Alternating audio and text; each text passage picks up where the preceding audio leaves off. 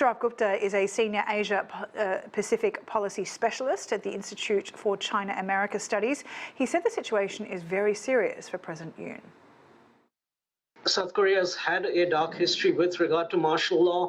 This is not something which should have been instituted in this current political climate. We have to understand, just in April, they had parliamentary elections where the opposition won a supermajority, not a constitutional amendment-proof majority, but a supermajority.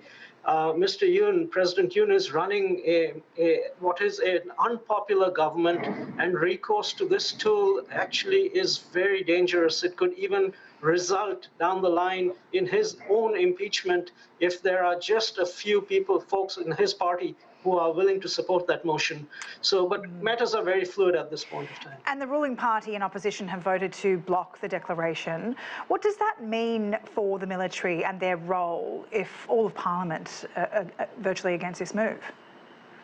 You know, the military is definitely not going to be happy to be getting into internal law and order related activities, which martial law means it needs to get into. They will be reporting to the presidential office. They've squelched press. They're not supposed to be political demonstrations. But the military is not. I mean, this is not going to be shooting its own people or turning its guns anywhere close to its own people. The left has a great propensity to bring out huge number of followers for demonstrations, etc. I anticipate that is going to be the case. It is going to force the hand of the military to stay back from the situation. But there is going to be chaos at this point of time. I mean, both parties have a certain degree of responsibility here.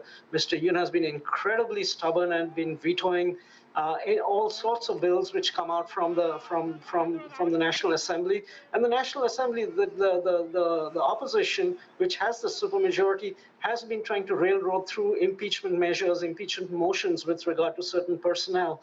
So there is a measure of blame on that side too, but these should have been framed within the solutions should have been framed within the four corners of Parliament and should not have been gotten to the stage of martial law.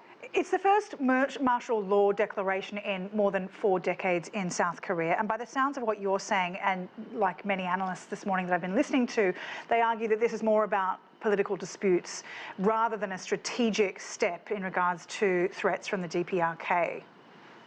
Oh, absolutely, absolutely. It has been framed on the lines that this might have some implications with regard to North Korea and with regard to its sympathizers in the South.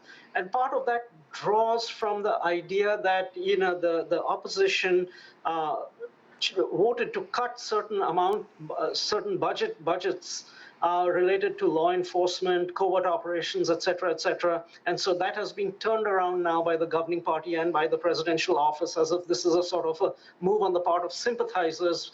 But this has purely, almost fundamentally everything to do with domestic politics in South Korea.